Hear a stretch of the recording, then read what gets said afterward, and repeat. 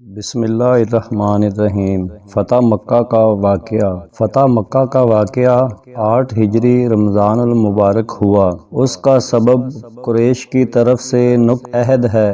اس کی وجہ یہ ہوئی کہ قبیلہ بنی بکر کے ایک شخص نے رسول اللہ صلی اللہ علیہ وآلہ وسلم کی ہجوم منظوم تیار کی اور وہ اسے ترنم سے پڑھتا گاتا تھا، جسے قبیلہ خزاع کے کسی غلام عاشق رسول صلی اللہ علیہ وآلہ وسلم نے سن لیا، اور قبیلہ خزاع کے لوگ مسلمان تھے۔ اس غلام عاشق رسول نے اس ہجوم کرنے والے قریشی گستاخ نبی علیہ السلام کو زخمی کر دیا۔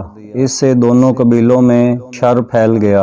بنو خزاع کے خلاف بنو بکر کے ساتھ قریش کفار مکہ نے مدد کی، چنانچہ بنو بکر نے رات کے وقت بنو خزاع پر حملہ بول دیا، ان کے جوانوں کو قتل کر دیا۔ حضرت عمر بن سالم خزاعی نے حضور سرور صلی اللہ علیہ وآلہ وسلم کی بارگاہ میں مدینہ طیبہ پہنچ کر تمام حالات سنائے۔ اس وقت آپ کے دونوں چشمان مبارک سے آنسو بہہ نکلے اور فرماتے رہے، خزاع میرے ہیں، میں ان کا ہوں۔ اس عہد شکنی سے قریش نادم ہوئے۔ اس ندامت کے پیش نظر ابو سفیان کو بھی جاتا کہ عہد سابق کو مضبوط کریں۔ ابو سفیان پہلے رسول اکرم صلی اللہ علیہ وآلہ وسلم کی بارگاہ میں حاضر ہوا، مگر آپ نے اس سے کوئی بات نہ کی۔ ابو سفیان پھر سیدنا صدیق اکبر، سیدنا عمر فاروق، سیدنا عثمان غنی اور سیدنا علی المرتضیٰ کے پاس گیا، مگر اس کو ہر طرف سے مایوسی ہوئی۔ ابو سفیان مایوس ہو کر لوٹا۔ اس نے واپس مکہ پہنچ کر کہا کہ انہوں نے میری کوئی بات نہیں مانی، لیکن میں نے حضور نبی پاک صلی اللہ علیہ وآلہ وسلم کے صحابہ کو دیکھا ہے، وہ تو اپنے آقا کے بہت بڑے فدائی ہیں۔ میں نے بادشاہوں میں سے کسی ایک کی ایسی بارگاہ نہیں دیکھی جو حضرت محمد صلی اللہ علیہ وآلہ وسلم کی بارگاہ ہے، اور ان کے صحابہ جیسے جاں-نثار میں نے کہیں نہیں دیکھے۔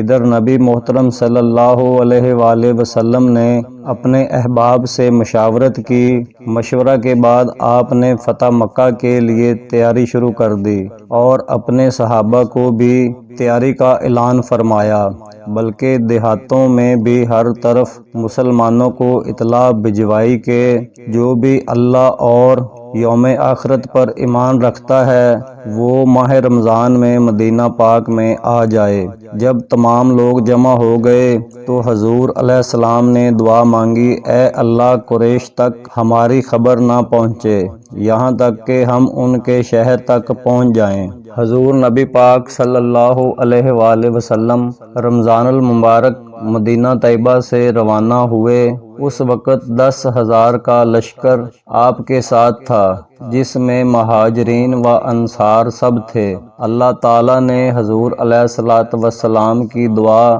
مستجاب فرمائی کہ آپ مکہ کے قریب پہنچ گئے، لیکن قریش تاحال بے خبر تھے۔ یہ بھی قریش پر شفقت تھی کہ وہ جنگ نہ کر سکیں، خود بخود تابع ہو جائیں، اور حکم فرمایا کہ ہر قبیلہ اپنی جگہ پر آگ روشن کرے۔ ان سب کا نگران حضرت عمر کو مقرر فرمایا۔ اس سے قبل حضرت عباس رضی اللہ عنہ مکہ مکرمہ سے ہجرت کر کے حضور سرور عالم صلی اللہ علیہ وآلہ وسلم کو حجفہ اہل شام کے میقات میں ملے۔ حضور سرور عالم صلی اللہ علیہ وآلہ وسلم نے فرمایا کہ اپنے اہل و عیال اور سامان کو مدینہ بھیج دیں اور خود ہمارے ساتھ مکہ معظمہ چلیں، اور ساتھ ہی فرمایا، اے چچا، آپ کی ہجرت میں خاتم الہجرت ہیں، جیسے میری آخرت نبوت خاتم النبوت ہے۔ قریش مکہ نے ابو سفیان کو بھیجا کہ حالات سے آگاہی حاصل کریں، اور کہا اگر محمد ملیں تو ان سے ہماری امان طلب کریں۔ جب ابو سفیان رات کے وقت مرال زہران میں پہنچا تو آگ روشن دیکھی تو کہا میں نے ایسی روشن آگ کبھی نہیں دیکھی سوائے میدان عرفات کے، اور ایسا لشکر تو دیکھا نہ سنا۔ ابو سفیان کی حضرت عباس رضی اللہ عنہ سے ملاقات ہوئی۔ حضرت عباس انہیں حضور رسول اکرم صلی اللہ علیہ وآلہ وسلم کی خدمت میں لے آئے تاکہ ان کے لیے امان کا سوال کریں۔ جب حضرت عباس رضی اللہ عنہ ابو سفیان کو بارگاہ رسول میں لائے تو آپ نے فرمایا کہ اے چچا اسے اپنی رہائش میں لے جائیں، کل صبح کو میرے ہاں لانا۔ جب صبح ہوئی تو ابو سفیان کو حضرت عباس رضی اللہ عنہ حضور سرور عالم کی خدمت میں لائے تو حضور علیہ الصلوۃ والسلام نے ابو سفیان کو اسلام پیش کیا۔ اللہ تعالیٰ نے انہیں مسلمان ہونے کی توفیق بخشی۔ مسلمان ہونے کے بعد عرض کیا یا رسول اللہ، اگر قریش آپ کا مقابلہ نہ کریں بلکہ علیحدہ ہو کر بیٹھ جائیں اور آپ کے مقابلہ سے ہاتھ روک لیں تو کیا انہیں امان ہے؟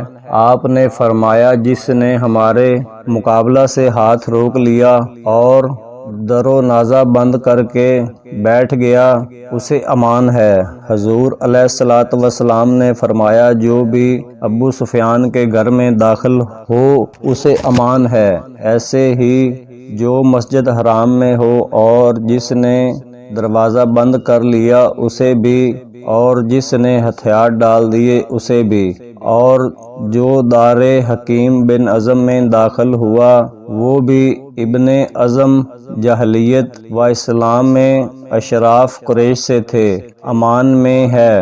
حضور نبی پاک نے ابو روحیہ جس کا حضرت بلال رضی اللہ عنہ سے بھائی چارہ مقرر کیا گیا تھا کو جھنڈا دے کر حضرت بلال کو فرمایا کہ اعلان کر دو جو ابو روحیہ کے جھنڈے تلے آئے گا اسے بھی امان ہے۔ یہ توصیح اس لیے فرمائی کہ امان والوں کی بہتات تھی کہ اس وقت ابو سفیان کے گھر اور مسجد حرام وغیرہ میں جگہ نہ رہی تھی۔ یہاں پر اعلان فرما دیا کہ فلاں مرد عورتوں کو قتل کر دو اگرچہ وہ کعبہ کے پردوں سے بھی لٹکے ہوئے ہوں۔ ان میں ابن اختل وغیرہ تھے جن کو قتل کرنے کا حکم فرمایا، وہ نہایت درجہ کے سرکش اور حضور علیہ الصلوۃ والسلام کے سخت مخالف تھے۔ خلاصہ یہ کہ آج آپ نے ایمان والے کو معاف کر دیا اور جس نے کفر پر اصرار کیا اسے قیدی بنا لیا۔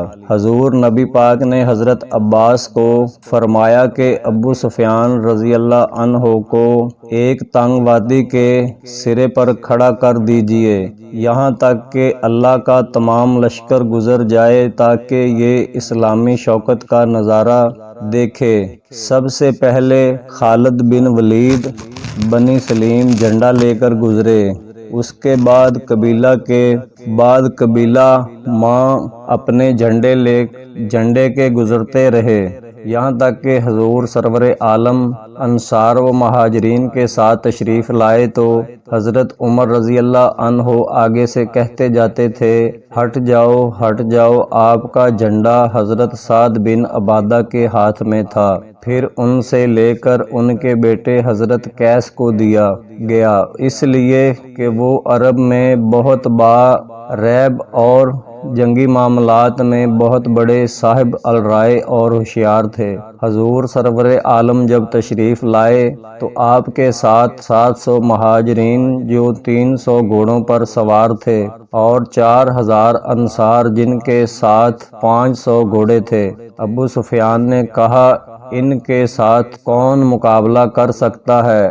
اور نہ ہی کسی کو کوئی طاقت ہے۔ حضور علیہ الصلوۃ والسلام مکہ شریف میں ناقہ قصوہ پر سوار ہو کر داخل ہوئے۔ آپ کے پیچھے حضرت علی بن العاص اموی رضی اللہ عنہ حضور کے نواسہ تھے اور یہ جمعہ کا دن ہے۔ باعث نے کہا سوموار کا دن تھا۔ جب آپ کعبہ شریف میں داخل ہوئے تو سر مبارک کجوا پر رکھ دیا۔ یہ آپ نے تواضع اور فتح مکہ کے شکریہ میں کیا، اور اتنی بڑی جماعت مسلمین ساتھ لانے سے اللہ تعالیٰ کے حضور میں سر جھکایا۔ اس وقت کعبہ شریف کے باہر، اندر اور اوپر 360 بت رکھے تھے۔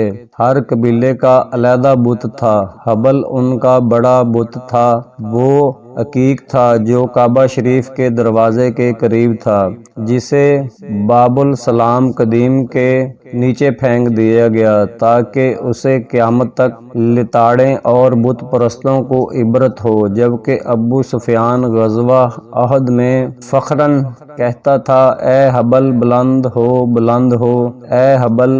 اب حضور علیہ السلام نے اسے ذلیل کر کے دکھایا تاکہ معلوم ہو کہ جسے اللہ تعالیٰ ذلیل کرے اسے کون عزت دے سکتا ہے۔ پھر آپ لکڑی ہر بت پر مارتے تھے، وہ منہ کے بل گرتا تھا، اور آپ پڑھتے تھے، حق آیا باطل مٹ گیا۔ حضور علیہ السلام نے حضور علی کو کعبہ کی چھت پر چڑھنے کا حکم فرمایا تاکہ چھت پر رکھے ہوئے بتوں کو توڑیں۔ اس کے بعد حضور سرور عالم کعبہ کے اندر داخل ہونے سے پہلے آپ نے حضرت بلال رضی اللہ عنہ کو عثمان بن ابی طلحہ کی طرف بھیجا تاکہ اس سے کعبہ کی چابی لے آئیں۔